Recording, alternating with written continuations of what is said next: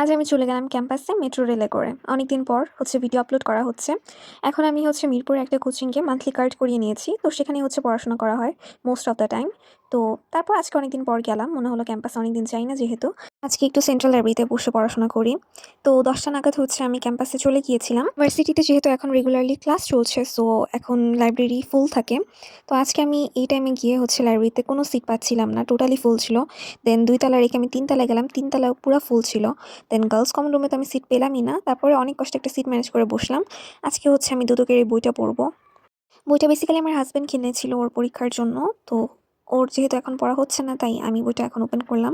তো শুরুর দিকে কিছু কোয়েশ্চেনস আছে প্রিভিয়াস ইয়ারের। তো আমার কাছে মনে হয়েছে যে আমি প্রিভিয়াস ইয়ারের কোয়েশ্চেন পড়ব না। এই বইতে কিছু সাজেশন পার্ট আছে। সেখান থেকে আমি জাস্ট অল সাবজেক্টের একটা কুইক রিভিশন দিব ভাবলাম। তো প্রথমে বাংলা দিয়ে শুরু করলাম। এখানে বাংলা সাহিত্য, Bangla second paper, English, math, computer, GK সবগুলো সাবজেক্টই আছে। কুইক রিভাইজ করা যাচ্ছে। তো আমি বাংলা দিয়ে শুরু করলাম। কিছুদিন আগে প্রাইমারি এক্সাম দিলাম অ্যান্ড রিয়ালাইজেশন হলো যে আরও অনেক, অনেক, অনেক প্রিপারেশন বাকি। অ্যান্ড আমি এর মধ্যে কয়েকটা বই শেষ করেছি। তো এখন আমার প্রচুর রিভাইজ করতে হবে। অ্যান্ড আমার প্ল্যান যে আমি সামনে একটা ডাইজেস্ট কিনবো। সো ডাইজেস্ট বেসিস প্রিপারেশন নাকি প্রিলির জন্য ভালো, দ্যাটস ওয়াই। ওভারঅল আমি ট্রাই করি দিনে ৬ থেকে ৭ ঘন্টা প্রিপারেশন অ্যাটলিস্ট নেওয়ার। অ্যান্ড যদি এর থেকে বেশি হয় তাহলে তো ভালো, হয় না most of the time. And হলে সেটা খুবই রেয়ার কেস। কারণ বিয়ের পর আসলে অনেক রেসপন্সিবিলিটি থাকে। তো সেগুলো পালন করতে গেলে অনেক সময় হয়ে ওঠে না। তো যার জন্য আমি লাইব্রেরিতে যাই আমার ফুল ফোকাসটা ধরে রাখার জন্য। যারা ম্যারিড বাচ্চা-কাচ্চা নিয়ে যেসব আপুরা এখন জবের প্রিপারেশন নিচ্ছেন তাদেরকে সেলুট। অ্যান্ড যাদের এখনও বিয়ে হয়নি বা সামনে বিয়ে করার প্ল্যান আছে তাদেরকে আমি বলব যে কাইন্ডলি দিনে ১২ থেকে ১৪ ঘন্টা পড়ে নিজের প্রিপারেশনটা আগিয়ে রাখুন। কারণ আসলে বিয়ের পর এই বিষয়টা অনেক টাফ হয়ে যায়। আজকে মাশাআল্লাহ এমন একটা জায়গায় বসেছি যে যখনই আমি ভিডিও করছিলাম পেছনে মানুষের হাঁটাচলা রেকর্ড হয়ে যাচ্ছিল বিকজ আমার সিটটাই এমন ছিল। মানুষ তো যাতায়াত করবেই। তো আমার খুবই লজ্জা লাগছিল অ্যান্ড আনকমফোর্টেবল ফিল হচ্ছিল আজকে ভিডিও করতে গিয়ে। আজকে একটু তাড়াতাড়ি চলে গেলাম ডাকসুতে লাঞ্চ করতে ১২টার দিকেই। কারণ আমি ক্যাম্পাসে এত মানুষ দেখে বুঝতে পেরেছি যে আজকে হয়তোবা আমি খাবার পাবো না লেট করলে। তো মুরগির মাংস নিয়েছিলাম আর বাসা থেকে খিচুড়ি আর ডিম ভাজি এনেছিলাম। তো সেটার সাথে মিক্স করে খেলাম and it was awesome. Lunch করে আমি ১.৫ ঘন্টার জন্য আরেকটু বাংলা পড়লাম। আজকে আমি বাংলার স্লটই কমপ্লিট করতে পারছিলাম না। বাকিগুলা কিভাবে করব কে জানে। তো এরপর আমি চলে গেলাম একটু এফবিএস এ। অনেকদিন এফবিএস এ যাই না। মানে আমাদের বিজনেস ফ্যাকাল্টি। এখানেই আমি ৬ বছর ক্লাস করেছি।